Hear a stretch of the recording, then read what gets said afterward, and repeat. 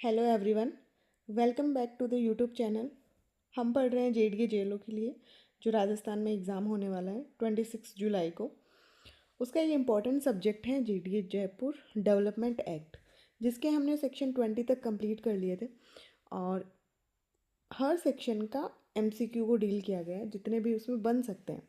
तो अगर आपने इससे पहले की वीडियोज़ नहीं देखे तो उन वीडियोज़ को ज़रूर देखें। तो स्टार्ट करते हैं सेक्शन 21 में। ये जो चैप्टर है पूरा थियरी बेस है, तो इतना कोई इम्पोर्टेंट इसमें नहीं है, लेकिन फिर भी एक थ्रू रीडिंग हम करते हैं इसकी। सेक्शन 21 है नागरिक सर्वेक्षण और मास्टर डेवलपमेंट प्लान की तैयारी। यानी ये जो मास्टर प्लान बनाया था इससे पहले वाले चैप्टर में, तो उसके लिए एक सिविक सर्वे की ज़रूरत होती है। जैसे ही कोई मास्टर प्लान बनता है तो उससे पहले एक सिविक सर्वे की आवश्यकता होती है। तो जो अथॉरिटी है वो स्टेट गवर्नमेंट के प्रायर कंसेंट लेगी, उसके बाद ही सिविक सर्वे करवाया जाएगा। सिविक सर्वे में एक्चुअली क्या होता है कि वो जो एरिया है उस एरिया की भौगोलिक, सामाजिक, आर्थिक, जनसंख्या संबंधी जानकारी, क्योंकि एक पूरा प्लान बनाना है तो उसके लिए इन सब चीज़ों की आवश्यकता होती है। उस तैयारी के आधार पर अथॉरिटी अपना एक मास्टर प्लान तैयार करेगी और यह प्लान उस क्षेत्र में बिल्कुल समुचित और योजनाबद्ध विकास को सुनिश्चित करने के लिए होगा।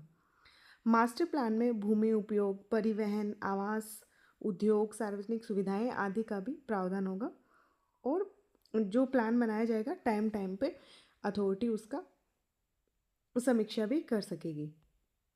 अब इसके कुछ क्वेश्चंस देखते हैं। तो सेक्शन 21 के क्वेश्चन है कि नागरिक सर्वेक्षण किसकी पूर्व स्वीकृति से करवाया जाएगा। तो किसकी पूर्व स्वीकृति से करवाएगा? स्टेट गवर्नमेंट की पहले प्रायर कंसेंट लेनी पड़ेगी, उसके बाद ही करवाया जाएगा।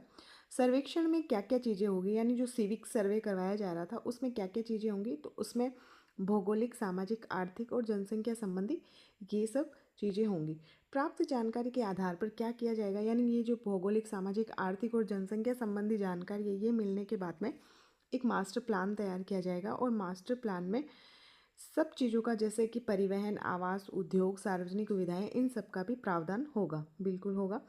नागरिक सर्वेक्षण एवं मास्टर प्लान की समीक्षा और आवश्यकता और संशोधन कौन कर सकता है? तो जो बना रहा है वही करेगा। तो उसका अथॉरिटी जो है उसकी समीक्षा कर सकता है, रिव्यू कर सकता है उसको, और उसमें किसी तरीके के अगर अमेंडमेंट की या मॉडिफिकेशन की आवश्यकता है तो वो भी किए जा सकते हैं। Section 21 zonal development plan. तो हमने बात करी थी, अगर एक पूरे बड़े एरिया के लिए, जैसे यानी पूरे जयपुर के लिए अगर कोई प्लान बनाना है तो उसको बोलेंगे मास्टर डेवलपमेंट प्लान, एमडीपी। लेकिन अगर इसके किसी एक पार्ट का अगर विकास करना है या उसके लिए प्लान बनाना है तो उसको बोलेंगे जोनल डेवलपमेंट प्लान। बिल्कुल ये उसी की तरह है, सेक्शन 21 की तरह ही, कि मास्टर डेवलपमेंट प्लान के अधीन, उसके अधीन ही होता है। प्रत्येक क्षेत्र के लिए एक जोनल डेवलपमेंट प्लान तैयार किया जाएगा, जो क्या करेगा, प्रत्येक जोन के लिए ज़मीन के उपयोग और विकास को नियंत्रित करेगा। इसमें भूमि उपयोग, परिवहन, ये सब चीज़ें होंगी जो एमडीपी में होता है, यानी एमडीपी का छोटा रूप होता है, बाकी चीज़ें वही होगी इसमें। जोनल प्लान मास्टर प्लान के अनुरूप ही होगा और उसके प्रावधानों के अनुरूप ही बनाया जाएगा। यह प्लान क्षेत्र के व्यवस्थित और संतुलित विकास को सुनिश्चित करेगा और आगे जो भी इसको स्वीकृत किया जाएगा, यानी फाइनल जब किया जाएगा, सेंक्शन दी जाएगी, वो सेक्शन 23 में दी जाएगी। ईजी से सेक्शन है ये। फिर इसके कुछ क्वेश्चंस। मास्टर डेवलपमेंट प्लान के प्रावधानों के अनुसार जोनल डेवलपमेंट प्लान किसके लिए तैयार किया जाएगा? तो देखिए, संपूर्ण राज्य के लिए नहीं। संपूर्ण राज्य के लिए क्या होता है? MDP, master development plan. और उसके किसी भाग के लिए, अलग अलग जोन के लिए क्या होता है, उसके किसी भाग के लिए जोनल डेवलपमेंट प्लान होता है। जोनल डेवलपमेंट प्लान में क्या क्या सम्मिलित होता है? सेम वही आंसर हो जाएगा, भूमि उपयोग, सड़कें, खुले स्थान, आवासीय, वाणिज्य, औद्योगिक और अन्य सुविधाएं। जोनल डेवलपमेंट प्लान किन सिद्धांतों के अनुरूप होगा? तो किन सिद्धांतों के? जो मास्टर प्लान में सिद्धांत दे रखे हैं, उद्देश्य दे रखे हैं, उन्हीं के अकॉर्डिंग होगा। जोनल डेवलपमेंट प्लान की समीक्षा और संशोधन कौन कर सकता है? तो कौन कर सकता है? सेम वही अथॉरिटी कर सकती है। जोनल डेवलपमेंट प्लान का मुख्य उद्देश्य क्या है? जोन का उचित, क्योंकि ये जोन के लिए है एक, तो इसीलिए जोन का उचित और योजनाबद्ध रूप से विकास किया जाना। फिर है सेक्शन 23। सेक्शन 23 बात करता है योजनाओं के निर्माण और स्वीकृति की क्या क्या प्रोसीजर होगी। जैसे ही मास्टर प्लान और जोनल प्लान के मसौदों को तैयार किया जाता है तो उसके लिए एक जो भी इस एक्ट में प्रोसीजर दे रखा है उस प्रक्रिया का पालन किया जाएगा। उसको तैयार करने के बाद राज्य सरकार के पास उसे स्वीकृति के लिए भेजा जाएगा। पहले प्लान तैयार हो गया फर्स्ट, और उसके बाद में उसे स्टेट गवर्नमेंट के पास में भेजा जाएगा स्वीकृति के लिए। अब ये स्टेट गवर्नमेंट के पास में पावर होती है कि वो उसमें कुछ चेंजेस कर सकती है, कि या तो सीधा ही लौटा दे कि हाँ आपका सही है और अप्रूवल दे दे, या फिर कुछ संशोधन के साथ भी लौटा सकती है, या संशोधन करने के लिए या मॉडिफिकेशन के लिए भी कहा जा सकता है।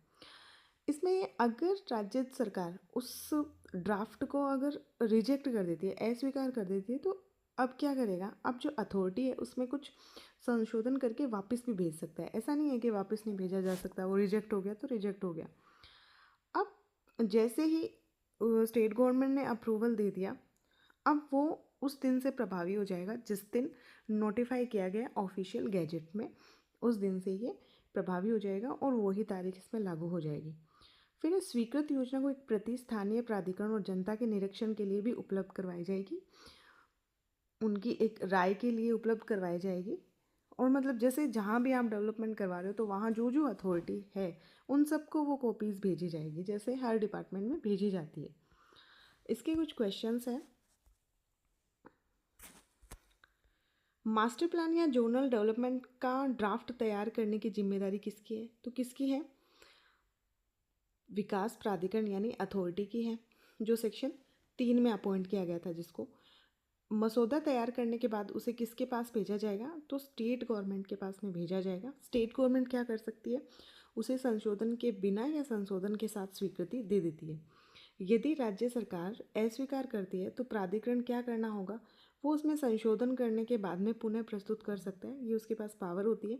और किस दिन से अफेक्ट में आएगा? तो उस दिन से आएगा जिस दिन ऑफिशियल गैजेट में इसको रखा गया या जिस दिन जारी किया गया ऑफिशियल गैजेट में।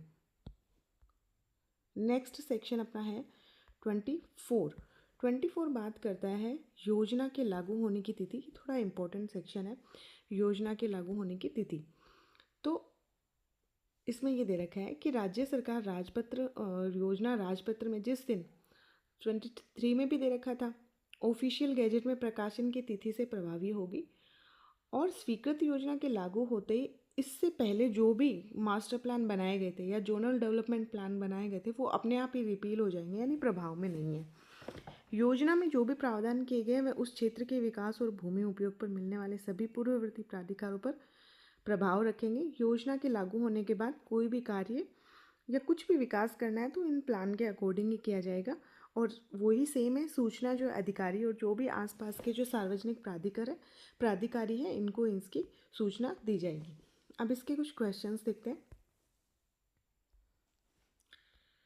स्वीकृत योजना यानी मास्टर प्लान या जोनल डेवलपमेंट प्लान कब से लागू माना जाएगा? इंपॉर्टेंट क्वेश्चन है, कब से लागू माना जाएगा? तो उस दिन से लागू माना जाएगा जब ऑफिशियल गैजेट में प्रकाशन कर दिया गया। योजना के लागू होते ही पहले से जो स्वीकृत प्लान है या जोनल डेवलपमेंट उनका क्या होगा? वो रिपील हो जाएंगे, निरसित हो जाएंगे। योजना के प्रावधान किस पर प्रभावी रहते हैं? तो क्षेत्र के सभी पूर्ववर्ती अधिकारियों पर केवल तो इसमें आ जाएगा सी आंसर, क्षेत्र के सभी पूर्ववर्ती प्राधिकारियों पर। फिर योजना के लागू होने के बाद क्षेत्र में कोई कार्य या विकास किसके अनुसार किया जाएगा? तो किसके अनुसार किया जाएगा? जो योजना में दे रखा है उन्हीं प्रावधानों के अनुसार। योजना के लागू होने की तिथि किसे सूचित किए जाएंगे? तो उस क्षेत्र में जो भी संबंधित प्राधिकारी है या जो सार्वजनिक निकाय है उन सबको इसकी जानकारी दी जाएगी। योजना के लागू होने की तिथि का आधार क्या है? तो जो भी अधिकारिता है, पब्लिकेशन है ऑफिशियल गैजेट में, उस आधार पर हो जाएगा। नेक्स्ट सेक्शन है सेक्शन 25 क्या बात करता है कि योजनाओं में पश्चातवर्ती संशोधन यानी जो योजनाएं बनाई गई थी एमडीपी और जेडीपी, इसी की बात हो रही है। तो इनमें क्या बाद में कब मॉडिफिकेशन किया जा सकता है, उसका प्रोसीजर क्या होगा, वो है बिल्कुल थ्योरी बेस्ड सेक्शंस है। तो राज्य सरकार जयपुर विकास प्राधिकरण द्वारा अपनाई गई योजना में संशोधन कर सकती है। तो पावर किसके पास में है? स्टेट गवर्नमेंट के पास में है, वो मॉडिफाई कर सकती है प्लान को। क्या आधार क्या होगा इसमें? एक आधार होगा डिस्क्रिशनरी पावर है, अपने आप भी कर सकती है, पब्लिक इंटरेस्ट में भी कर सकती है, और टाइम बाउंड भी नहीं है, यानी किसी भी समय किया जा सकता है, अप्रूवल के टाइम पे भी और अप्रूवल के बाद में भी।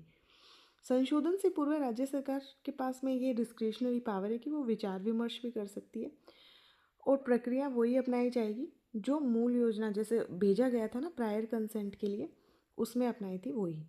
फिर संशोधन योजना के संबंधित अभिलेख प्रतिलिपियाँ उसी प्रकार उपलब्ध करवाई जाएगी जैसे मूल योजना के लिए, और संशोधन योजना अधिसूचना की तिथि से प्रभावी हो जाएगा। उसके उस क्वेश्चंस सेक्शन 26 उसमें इतने कोई इंपॉर्टेंट क्वेश्चन नहीं बन रहे हैं, सेम से ही है। सेक्शन 27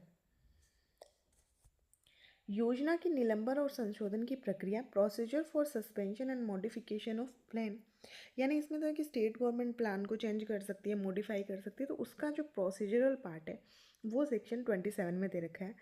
तो राज्य सरकार के पास में कोई भी आपत्तियां, सुझाव, सुनवाई या कोई भी परिस्थितियों के ध्यान में रखकर किसी भी समय निलंबन या संशोधन की सिफारिश कर सकता है। स्टेट गवर्नमेंट के पास में ये पावर है।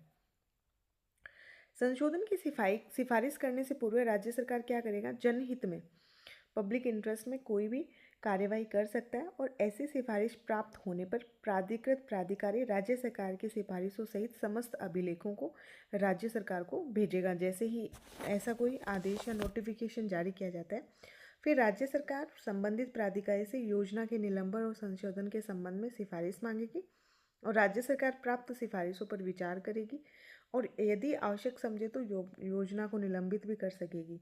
और वही सेम निलंबन या संशोधन राजपत्र में अधिसूचना द्वारा किया जाएगा। अब 26-27 में ऐसे कुछ क्वेश्चंस देखते हैं। राज्य सरकार योजना के निलंबन या संशोधन की सिफारिश कब कर सकता है, तो कब कर सकता है, ये इंपॉर्टेंट क्वेश्चन है। इसमें कोई टाइम लिमिट नहीं दे रखी है स्टेट गवर्नमेंट की, किसी भी समय किया जा सकता है। फिर राज्य सरकार किन परिस्थितियों को ध्यान में रखते हुए योजना का निलंबन या संशोधन सुझा सकती है, तो कुछ भी आपत्तियां या सुझाव भी हो सकता है, सुनवाई भी हो सकता है, अन्य परिस्थितियां यानी जो पब्लिक इंटरेस्ट में तो भी, तो उपयुक्त सभी परिस्थितियों में। संशोधन की सिफारिश करने से पूर्व राज्य सरकार जनहित में क्या कर सकता है, सार्वजनिक सूचना जारी कर सकता है, ये है। फिर यदि राज्य सरकार को आवश्यक कार्यवाही करना आवश्यक लगे तो वह क्या कर सकता है, वो निलंबित कर सकता है और संशोधित कर सकता है। योजना को निलंबित करने की सिफारिश कर सकता है, योजना के कुछ भागों को संशोधित कर सकता है। तो ये क्या होगा, ये दोनों ही आंसर हो जाएंगे इसमें। राज्य सरकार की सिफारिश किसको भेजी जाती है, तो इसमें किसको भेजी जाती है, राज्य सरकार को। राज्य सरकार प्राप्त सिफारिशों पर क्या करेगी, तो मतलब कोई भी अगर सिफारिशें होती तो वो राज्य सरकार को भेजी जाएगी। राज्य सरकार उन सिफारिशों पे विचार करेगी, कुछ नहीं, उन पे सभी पे विचार करेगी जो भेजी जाती है। राज्य सरकार यदि प्राप्त सिफारिशों से सहमत हो जाए तो क्या कर सकती है, उसे योजना को निलंबित या संशोधित कर सकेगी। योजना के निलंबन या संशोधन की सूचना कहाँ प्रकाशित की जाएगी, तो कहाँ की जाएगी, ऑफिशियल गैजेट में। आज के लिए इतना ही, मिलते हैं नेक्स्ट वीडियो में। Stay tune, thank you so much.